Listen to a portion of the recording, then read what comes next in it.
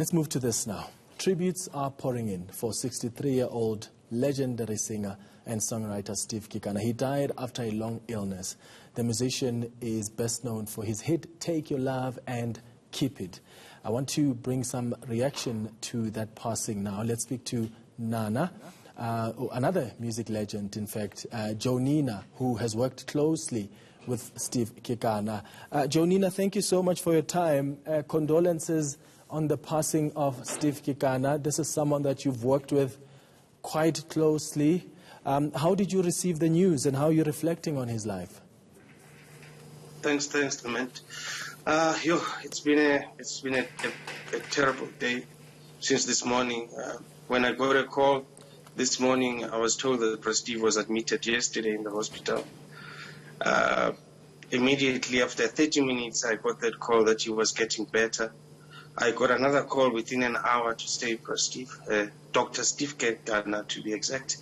He passed on this morning, and I don't know what else to say. I'm just devastated. It's very sad. It's painful. It's like yesterday he was with me, and today he's gone. What are you remembering about him? When last did you see him? Well, there's two beautiful moments I have of him. It's like he was saying goodbye to me. A week ago on Saturday, we were celebrating the legendary Brazek Nkosi's legacy with Brazek Nkosi's family at Africa Cafe.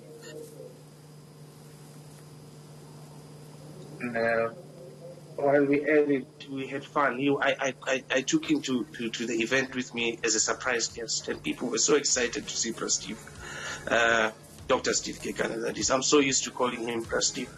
And then last week, there's a song called Kodiwa Yamaseru, a song he recorded in the 70s. And I told him that, Steve, this song is beautiful. Allow me to please redo it. And he came here in the studio where I am now as we speak to record his vocals. And he left on Friday, and he was going to come back and listen to the final mix of the song. And sadly, he passed on. It's like I said, yesterday he was with me, today he's gone. Yeah, really sad, and I can just also hear how sad you are in your voice, Jonina. What lessons do you think we can take from this legend? I mean, the fact that he was blind and that didn't stop him, you know, from achieving his dreams and from just dreaming bigger and bigger. What lessons have you personally taken, and what lessons do you think we can take from the life that he's lived?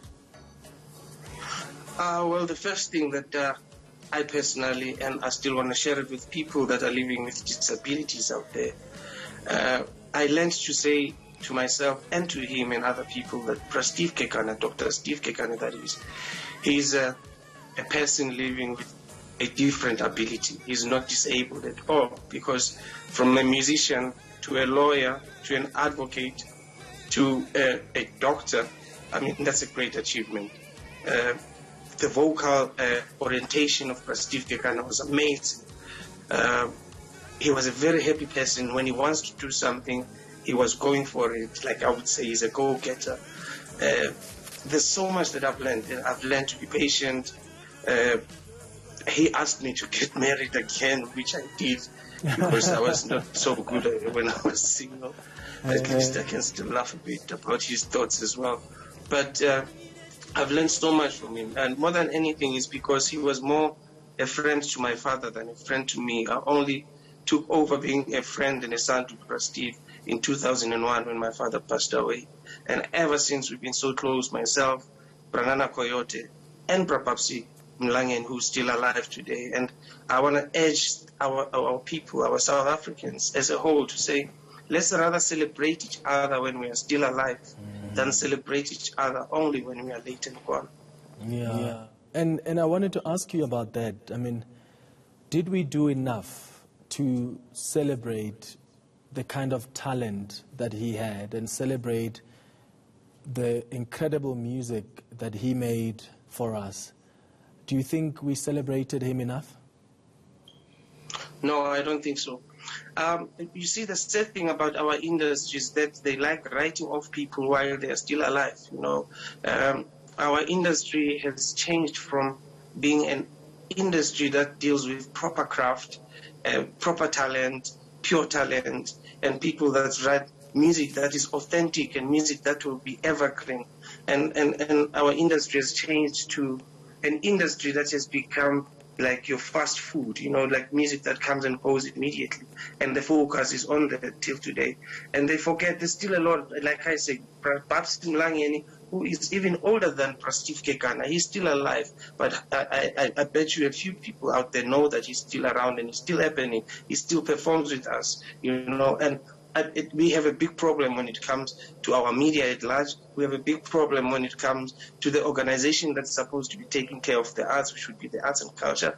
We have a big problem with teaching ourselves that we should rather appreciate each other and where we come from before we can tell people where we are today. Because a lot of the youth of today, I don't think they even know that music comes from Statamia and Baganga. When I say these words to them, but yini logo. Mm-hmm. Yeah.